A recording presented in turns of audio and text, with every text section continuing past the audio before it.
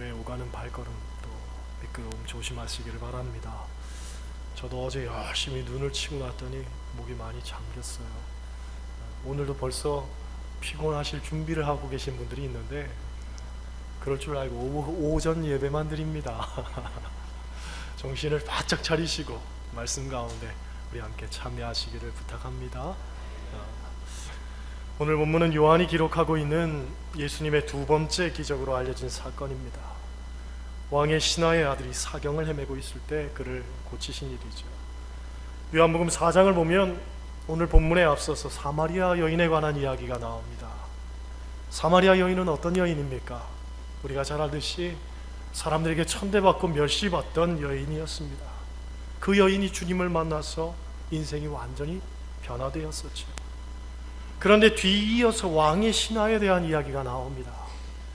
이 사람이 어떤 사람인지 구체적으로 성경에 나오지는 않습니다. 신학자들은 누가복음 8장 3절에 나오는 헤롯 안티파의 신하였던 구사이거나 사도행전 13장 1절에 나오는 헤롯의 젖동생 마나엔으로 추측하기도 합니다만은 중요한 것은 그가 왕의 신하였다는 거예요. 곧 권세가 있는 사람이었다는 거예요.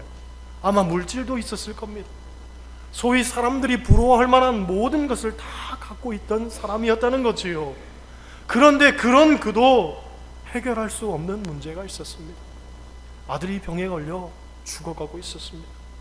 헬라 원문에서는 아들이란 말에 정관사를 붙여서 그가 하나밖에 없는 아들, 즉 독자였을 것이다 하고 이야기합니다.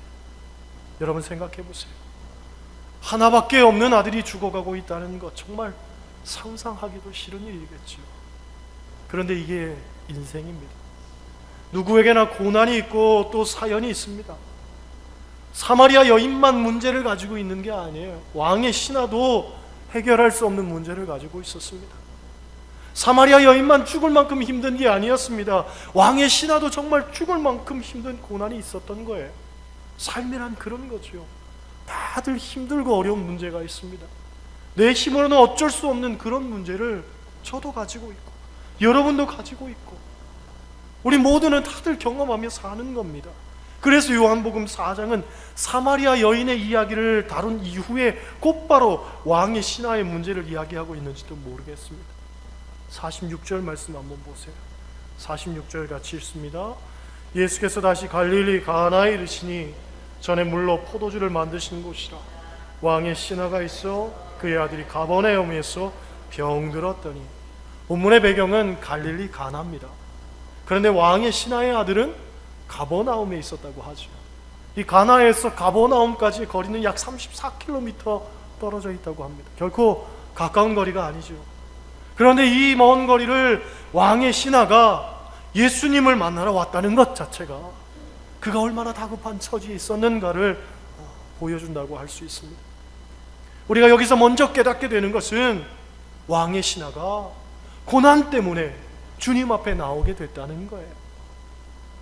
모든 것이 넉넉하고 모든 것이 풍족한 이 사람이 목수의 아들이었던 예수께 나올 이유가 무엇이겠습니까? 그의 아들이 중병에 걸리지 않았더라면 그는 예수님을 찾지 않았을 겁니다. 주님 앞에 나올 이유가 없었을 거예요. 54절 보면 요한은 이것을 두 번째 표적이라고 하는데, 그러면 첫 번째 표적은 무엇이냐? 물로 포도주를 만든 그 기적 아닙니까? 그러니까 당시 상황을 우리가 유추해 보면 예수님께서 행하신 기적이라고는 물로 포도주를 만든 기적밖에는 아직 일으키지 않은 그런 상황이었습니다. 그러니까 아직 목수라는 꼬리표도 떼지지 않았고 유대 사회에서 공인된 어떤 랍비 계열에도 속하지 못한 사람이었다는 거예요. 예수가. 때문에 예수의 이름이 널리 알려져 있는 상황도 아니었고요. 당시 예수님의 현 주소는 그냥 무명의 목수 정도, 그 이상도 아니었을 거란 얘기죠. 그런데 그런 상황에서 왕의 신하가 예수님을 찾아와서 무릎을 꿇고 자기의 상황을 호소한다는 것, 정말 이건 어려운 일입니다. 놀라운 일입니다. 그럼에도 불구하고 그가 왜 그렇게밖에는 할 수 없었는가? 결국 고난 때문 아닙니까? 고난 때문. 스펄전 목사님은 이런 말을 합니다. 고난은 변장을 하고 찾아온 하나님의 천사다. 여러분, 고난은 주님을 만나는 기회가 되는 줄 믿습니다. 사람은 누구를 막론하고 편하고 잘 살면 하나님을 모른다고 하지요. 하나님을 찾지 않는다고 합니다. 그러나 고난이 찾아오면 하나님께 나오는 거예요. 하나님의 존재에 대해서 심히 고민하게 되는 거예요. 여러분, 어린이들도 마찬가지입니다. 어린애들도 편하게 놀 때에는 부모를 찾지 않죠. 그런데 어디 다치든지 아니면 어려운 일이 생기든지 하면 얼른 집으로 쫓아와서 부모를 찾는 거예요. 마찬가지입니다. 우리는 인생이 편만할 때에는 하나님을 찾지 않죠. 그러나 어렵고 힘든 일이 생기면 비로소 하나님을 찾게 되고 하나님을 향한 마음이 생기는 겁니다. 어떤 집사님의 고백입니다. 이분이 원래는 불교 신자로 열심히 절에 다녔다고 합니다. 그러나 어느 여름날 비가 많이 와가지고 물이 많이 부른 그 강을 건널 일이 있었다고 하죠. 주지 스님이랑 아주 가까이 지냈는데 그 주지 스님이 앞장서서 조심조심 건너가고 자기는 뒤따르고 있었습니다. 그런데 이 스님이 그만 발을 헛디뎌가지고 미끄러진 거예요. 순간 이 스님이요, 아이고 하나님 하고서 외쳤습니다. 다행히 넘어지지는 않고요, 무사히 강을 건널 수 있었습니다. 그렇게 길을 계속 가려고 하는데 이분이 주지 스님한테 물었지요. 얄궂은 질문입니다. 스님, 아까 미끄러져 넘어지려고 할 때 아이고 부처님 그러지를 않고 아이고 하나님 하고 소리를 쳤는데 왜 그러셨습니까? 그랬더니 주지 스님이요, 모른 체하고 가더라는 거예요. 잠시 후에 이분이 다시 물었습니다. 스님, 아까 미끄러지려고 하실 때 왜 아이고 하나님 하고 소리치셨습니까? 그랬더니 역시 주지 스님이요, 모른 체하고 가더라는 거예요. 세 번째 이분이 물었습니다. 아까 왜 그러셨습니까? 그랬더니 스님이요, 귀찮았는지 아니 나도 모르고 그리고서는 가더라는 거예요. 그런데 순간 이분의 마음속에 드는 생각이, 나는 알겠는데 왜 스님은 모른다고 할까? 사람은 근본적으로 하나님이 만드셨고, 그래서 사람 그 마음 깊은 곳에는 하나님을 향한 본심이 있기 때문에, 본성이 있기 때문에 내가 인정하든지 인정하지 않든지 간에 말이지요, 누구에게나 사람 마음 깊은 심연 속에는 하나님이 감춰놓으신 마음이 있기 때문에, 그래서 누구나 어렵거나 위기에 처했을 때 아이고 하나님 하고 부르시게 되는 게 아닐까, 그런 추론이 생기더라는 거예요. 그래서 이분이 불교를 떠나서 기독교로 개종하게 되었다는 그런 이야기입니다. 여러분, 우리의 삶도 가만히 돌아보면 고난이 있었기 때문에 아이고 하나님 하고 주님 앞에 오신 줄로 믿습니다. 만약 고난이 없었다면 누구보다 방탕하고 방종하게 살았을 사람은 허다합니다. 그죠? 여기도 그런 분들이 몇 분 보이잖아요. 그죠? 우리 옆 사람과 인사하시겠어요? 당신의 얼굴을 보니, 따라 하시겠어요? 당신의 얼굴을 보니 예수 안 믿었으면 큰일 날 뻔했습니다. 그죠? 그런 분들이 몇 분 계신단 말이지. 종교개혁자 루터는 원래 법학도였습니다. 그런데 어느 날 친구와 길을 걷다가 벼락이 떨어졌는데 옆에 있던 친구가 벼락을 맞아 죽었습니다. 이때 루터가 깨달은 게 있어요. 이 벼락이 친구가 아닌 바로 옆에 있었던 나에게 떨어질 수도 있었던 것 아닌가. 그랬다면 그 친구가 죽는 게 아니라 내가 죽을 수도 있었을 텐데 왜 나에게 벼락이 떨어지지 않고 그 친구에게 떨어졌을까? 왜 그 친구는 죽고 나는 살아남았을까? 그러면 앞으로 나는 어떻게 살아야 될까? 이런 고민을 하다가 법으로는 해결하지 못하는 인생의 문제를 발견하게 되고, 그리고 신학을 공부하고 수도사가 되어서 하나님을 찾아 나서게 된 거예요. 그리고 결국 종교 개혁자가 된 거죠. 여러분, 성경에도 고난 때문에 하나님께 엎드린 이가 있습니다. 우리가 잘 아는 히스기야 왕에 관한 이야기입니다. 그가 부귀영화를 누릴 때는 하나님을 찾지 않았습니다. 인생이 잘 되고 편만할 때에는 하나님이 보이질 않았습니다. 그러나 죽을 병에 걸리니 하나님밖에는 보이지 않는 거예요. 신하도 사랑하는 이도 다 떠나보내고 홀로 남아서 벽을 얼굴에 대고서 눈물로 하나님 앞에 간구하잖아요. 그때에 15년의 생명을 더 연장받았습니다. 우리가 고난이 찾아오면 하나님을 찾게 됩니다. 내 힘으로는 감당할 수 없는 일들이 벌어져야 하나님을 의지하게 됩니다. 오늘 본문의 왕의 신하도 결국은 고난 때문에 주님 앞에 나오게 된 겁니다. 47절 말씀 보세요. 47절 같이 읽습니다. 그가 예수께서 유대로부터 갈릴리로 오셨다는 것을 듣고 가서 청하되 내려오셔서 내 아들의 병을 고쳐주소서 하니 그가 거의 죽게 되었습니다. 할렐루야. 왕이 신하가 예수님께 부탁을 합니다. 내려오셔서 내 아들의 병을 고쳐주소서. 왕의 신하는 믿음이 있던 사람입니다.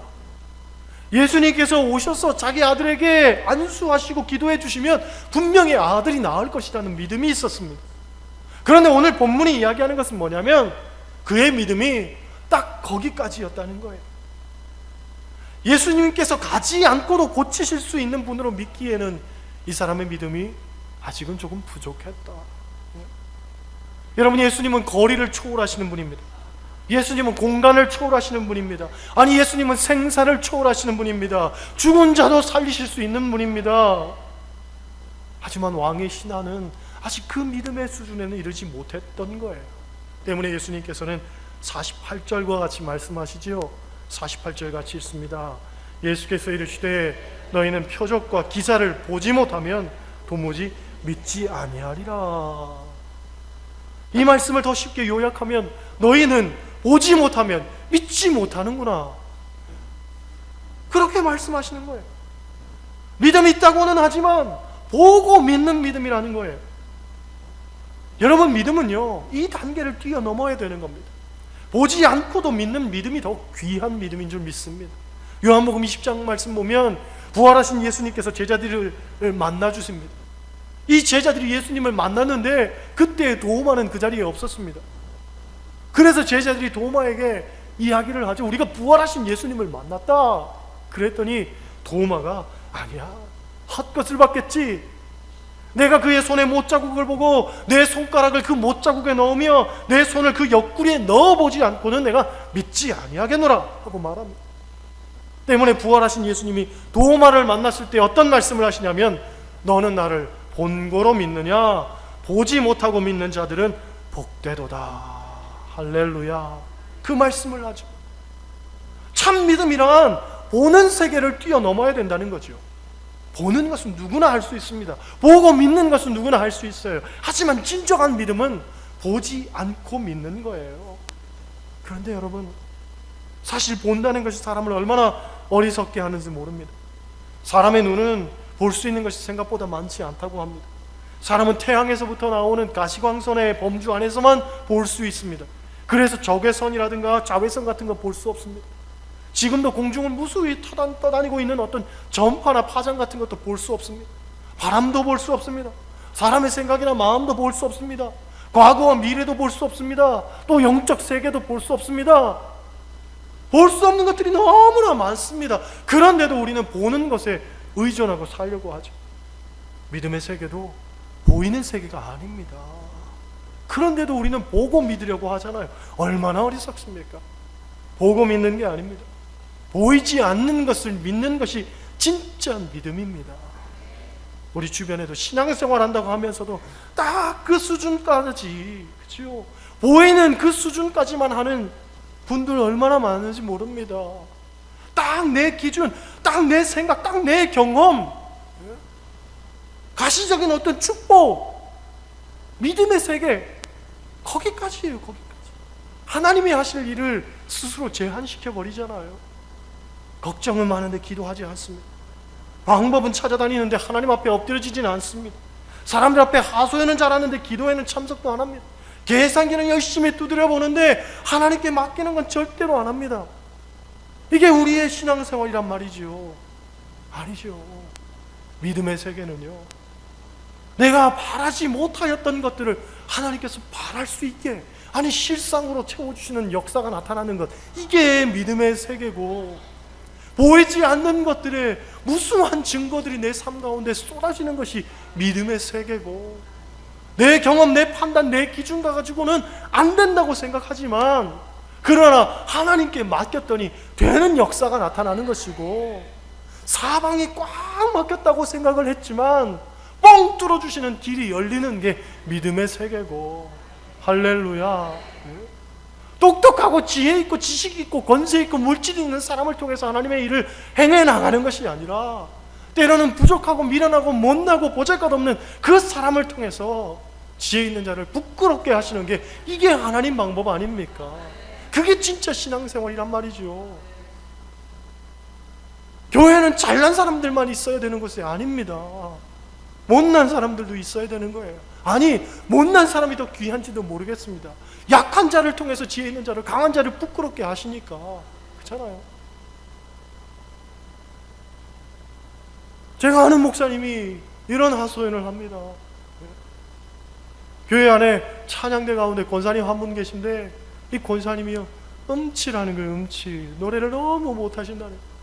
그런데 음치면은요, 적당히 립싱크 하시면 되잖아요. 그죠? 립싱크 하시면 무던하게 그냥 넘어갈 텐데 이분이 음치인데도 소리를 얼마나 크게 내는지 목청은 또 끝내준다는 거예요. 그러니까 이분 때문에 찬양대가 다 시험 드는 거예요. 찬양대 대원들이 지휘자한테 맨날 찌르는 거죠. 지휘자한테. 저기 권사님한테 좀 얘기해가지고 소리 좀 안 내게 해. 아니면 좀 관두시라 그래. 그리고서 아무리 얘기를 해도 이게 또 지휘자가 함부로 얘기할 수 있나요? 시험거리인데. 그렇잖아요. 아무리 얘기를 해도 이 지휘자도 어떻게 할 방법이 없는 거예요. 그래서 이 지휘자가 마음 다부지게 먹고 목사님을 찾아갔습니다. 목사님, 찬양대 가운데 우리 권사님, 이런 음치 권사님 때문에 아주 지금 힘이 드는데 목사님 어떻게 하면 좋겠습니까? 저는 말 못합니다. 누구도 말 못합니다. 목사님이 좀 얘기해 주세요. 그러는데 아니, 목사님도 쉽게 얘기할 수 있나요? 그렇잖아요. 말 못하죠. 그런데 지속적으로 찬양대에서 건의가 들어오는 거예요. 계속 좀 어떻게 좀 해달라고. 그래서 이 목사님이 참다가 도저히 안 되겠어가지고, 그래, 나라도 얘기하자. 다른 사람 말 못하는데 나라도 얘기를 해야지. 그리고 권사님 불렀습니다. 권사님, 찬양대 하시느라 고생 많으셨지요? 이제는 권사님 연세도 좀 있으신 것 같고 하니 찬양대를 좀 그만두시면 어떻겠습니까? 그랬더니 권사님이요, 싫어요, 난 그게 사명인데요. 그러는 거예요. 그래서 목사님이 좀 더 솔직하게 말씀을 드립니다. 권사님이 찬양하시면 잘 좀 어우러졌으면 좋겠는데 그게 조금 잘 안 되나 봐요. 그래서 조금 생각을 좀 해보시는 게 어때요? 그랬더니 권사님이 싫은데요, 난 계속 할 건데요. 그러는 거예요. 그래서 툭 까놓고 목사님이 얘기를 했습니다. 권사님, 제가요 지금 5번이나 건의를 들었어요. 권사님이 사실 노래를 잘 못하신다고. 하도 성도들이, 교인들이 얘기를 하니까 권사님, 그럼 그만 이제 찬양대를 그만두세요. 찬양은 권사님 달란트가 아닌가 봐요. 다른 거 하시는 게 좋을 텐데. 그랬더니 이 권사님이 이야기를 합니다. 목사님, 제가 노래 못한다고 몇 번 들으셨다고요? 5번 들었지요. 5번.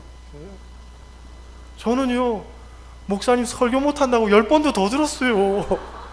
그런데 내가 목사님 보고 설교 그만하라 한 적 한 번이나 있나요? 목사님 그만두라고 내가 얘기한 적이 있나요? 그러니까 목사님이 아무 말도 못하더라고요. 난 계속 할래요. 지금도 하고 있다는 얘기입니다. 찬양대는 노래 잘 하는 사람이 서는 것 같지만 그렇지 않습니다. 믿음 좋은 분들이 서는 거예요. 그렇죠? 찬양은 곡조 있는 기도잖아요. 기도. 찬양대는 누가 서야 되느냐? 기도하시는 분들이 서야 되는 거예요. 기도 잘 하시는 분들이. 할렐루야. 노래 잘 하시는 분들은 어디 가셔야 되냐면 마이크 잡으러 가시면 됩니다. 그냥 노래방 가시면 되는 거고, 찬양대는요, 하나님께 영광 돌려드리는 그 기도를 잘 하시는 분들이 서는 거예요. 그래서 기도 잘 하시는 분들이 오늘 서 계신 거고, 할렐루야. 정작 당사자들은 아멘을 안 하시네. 뭔가 찔리는 게 있으신지 모르겠지만, 그렇죠? 내가 잘나서, 내가 똑똑해서, 내가 남들보다 낫기 때문에 하나님께서 나를 세워주시고 사용하시는 게 아니라 부족하고 모자라고 연약하고 때로는 지쳐 쓰러지기도 하고 낭망도 잘하고 하나님 부인하기도 하고 원망하기도 하고, 하지만 그렇기 때문에 하나님께서 우리를 부르셔서 우리를 사용하시는 것 아닙니까? 내가 내 힘으로 했다 고백하지 않도록, 자고하지 않도록, 자만하지 않도록, 교만하지 않도록 미련하고 연약한 저와 여러분을 부르셔서 하나님께서 놀라운 일들을 펼쳐가시는 것 아닙니까? 할렐루야. 하나님 하시는 줄 믿습니다. 그렇다면 하나님께 맡겨드려야지요. 하나님께 내어드려야지요. 쉼없이 부지런하게 열심히 내 힘으로 내 방법대로 아무리 열심히 살아도 하나님이 간섭하지 않으시면 아무것도 아니죠. 할렐루야. 신앙생활은요, 나는 아무것도 아닙니다 하는 고백이 먼저입니다. 그리고 하나님께 맡겨드립니다. 그것을 고백할 수 있어야 되는 거예요. 예수님께서 책망하시는데도 왕의 신하는요, 그걸 깨닫지를 못하고 여전히 자기의 생각을 고집합니다. 49절, 신하가 이르되 주여 내 아이가 죽기 전에 내려오소서. 빨리 내려오셔서 좀 어떻게 아이를 만져두시든지 그를 위해서 기도해 주시든지 안수해 주시든지 그래야 아이가 고침받을 것 아닙니까? 하고서 이야기한 겁니다. 다시금 50절 통해서 예수님께서 이런 말씀하십니다. 50절 같이 읽습니다. 예수께서 이르시되 가라 내 아들이 살아있다 하시니 그 사람이 예수께서 하신 말씀을 믿고 가더라. 할렐루야.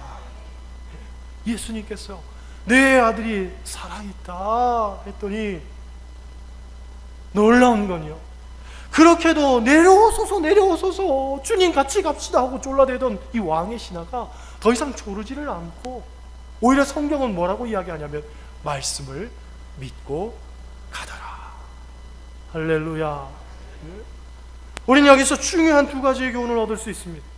첫째로 예수님을 만나면 우리의 믿음의 차원이 바뀐다는 거예요. 따라 하시겠어요? 예수님을 만나면 믿음의 차원이 바뀐다. 예수님을 만나기 전에 왕의 신하는 주님 내려오소서 정도의 믿음만 있었습니다. 곧 예수님을 만나지 못한 사람은 어떤 지식적 믿음, 경험적 믿음의 수준에 머무른다는 거죠. 주님이 내려오셔야만, 그래서 만지시든지 말씀을 하시든지 뭔가 해야 한다고 생각을 하는 거죠. 그런데 그가 예수님을 만나고 난 다음에는 말씀을 믿고 가더라. 다른 어떤 행위가 중요한 게 아니라 말씀이 중요하다는 것 깨달은 거예요. 믿음의 차원이 바뀐 거죠. 그런 거예요. 참으로 주님을 만날 사람은 말씀이 믿어집니다. 그리고 그 말씀을 믿고 가게 됩니다. 어떤 형편과 상황을 먼저 생각지 않습니다. 말씀이 먼저죠. 그렇잖아요. 어떤 여건이나 내 계획이 중요한 게 아닙니다. 내 열심, 내 땀, 내 수고, 내 노력이 중요한 게 아니죠. 말씀이 중요하죠. 둘째로 기적은요, 말씀을 믿고 가는 사람이 경험하게 되는 거예요. 따라 하시겠어요? 기적은 말씀을 믿고 가는 사람, 그 사람이 경험하게 된다. 네. 첫 번째가 믿음의 차원에 대한 것이라면 두 번째는 행동의 차원에 대한 이야기입니다. 즉 모든 사람들이 다 기적을 체험하고 싶어 하지만 대부분의 사람이 기적을 체험하지는 못하죠. 왜 그러냐? 기적을 구하는 단계에만 그치기 때문에 그렇다는 거예요. 그저 주님 내려오소서, 주님 내려오소서, 우리도 똑같이요, 주실 줄 믿습니다, 주실 줄 믿습니다, 믿습니다까지는 한단 말이죠. 그런데 믿었으면 가라는 거예요. 가라는 거예요. 나 할 줄 믿고 가라는 거예요. 열심히 구하기만 해서는 기적을 체험할 수가 없다는 거예요. 기적은 말씀을 믿고 가는 사람, 곧 행동하는 사람의 몫이라는 거예요. 여러분, 보통 떠오르는 아이디어의 수는 사람마다 비슷하다고 합니다. 정말 굉장한 천재를 제외하고서는요 다 비슷하다고 합니다. 그런데 성공하는 사람의 특징은 뭐냐면 떠오르는 아이디어를 실천으로 옮기는 사람이라고 합니다. 일본 전산 이야기라는 책이 있습니다. 1973년 3평의 창고에서 시작해가지고 지금은 13만 명의 직원을 거느린 일본의 대기업인 일본 전산에 관한 책입니다. 그 책을 보면 이 기업의 성장 핵심은 독특한 인재 채용에 있다고 합니다. 이 회사는요 입시 시험이 없습니다. 입시 시험이 없어요. 대신 무엇을 시험 치느냐? 자신감을 측정하는 큰 소리로 말하기, 긍정적인 태도를 점검하는 밥 빨리 먹기, 기본에 강한 것을, 기본에 충실한 것을 확인하기 위한 어떤 화장실 청소하기, 투지를 테스트하기 위한 오래 달리기, 이런 것들로 사원을 채용한다고 합니다. 단순히 머리에 든 지식을 확인하는 것이 아니라 실천력을 테스트하는 거죠. 실천력. 같은 맥락에서 신앙생활도 그렇게 봅니다. 얼마나 많은 지식을 담느냐의 싸움이 아니라 얼마나 말씀을 살아내려고 노력하느냐의 싸움이 진짜 신앙생활이다. 저는 그렇게 이야기하고 싶어요. 그런 면에서 기적도 마찬가지죠. 입으로 열심히 구한다고 경험하는 것이 아니라 말씀을 믿고 가는 거예요. 그 사람이 경험하는 거예요. 배운 대로 지식대로 구하는 것 누구나 할 수 있습니다. 주시옵소서 누구나 할 수 있습니다. 그러나 그대로 될 줄 믿습니다 하는 사람은 많지 않죠. 주님 오시옵소서, 내려오시옵소서, 왕의 신하는 그랬지요. 반면 예수님으로부터 큰 칭찬받았던 백부장은 뭐라고 고백합니까? 말씀만 하옵소서, 말씀만 하옵소서. 할렐루야. 이 작은 차이가 큰 차이를 만들어내는 거예요. 아무리 많은 시간을 투자하고 아무리 많이 내가 눈물을 흘리고 땀을 흘려도 구하는 차원에만 그치면 기적은 내 것이 아닙니다. 정말 기적이 내 것이 되기를 원한다면 이제는 뚫고 나아가서 믿음을 갖고 세상으로 나아가야 되는 거예요. 그렇게 될 줄 믿고 나아가야 되는 거예요. 할렐루야. 2017년에는 안 된다는 말, 불가능하다는 말, 이런 말은요 입 밖에도 내지 않기를 원합니다. 하나님 살아계시고 그 하나님을 믿는데 무엇이 안 되고 무엇이 또 불가능하단 말입니까? 또 올해에는요 지식적인 신앙인에 그치지 않기를 원합니다. 행동하는 신앙인이 되시기를 소원합니다. 말씀이 행동을 통해서, 삶의 모습들을 통해서 내 믿음이 정말로 살아있구나 스스로도 확인할 뿐만 아니라 모든 사람들에게 여실히 드러낼 수 있는 그런 참 믿음이 돼야지요. 그래서 야고보 기자는 행함 없는 믿음은 죽은 믿음이다 라고 이야기한 것 아닙니까? 여러분의 믿음이 행동으로 나타나시기를 소원합니다. 믿고 가는 데까지 이르기를 원합니다. 순종하는 데까지 나아가기를 소원합니다. 그래서 2017년엔 여러분 개인마다, 가정마다, 일터마다, 직장마다 주님 베푸시는 놀라운 기적들이 날마다 넘쳐나시기를 주님의 이름으로 간절히 축원합니다. 기도하시겠어요?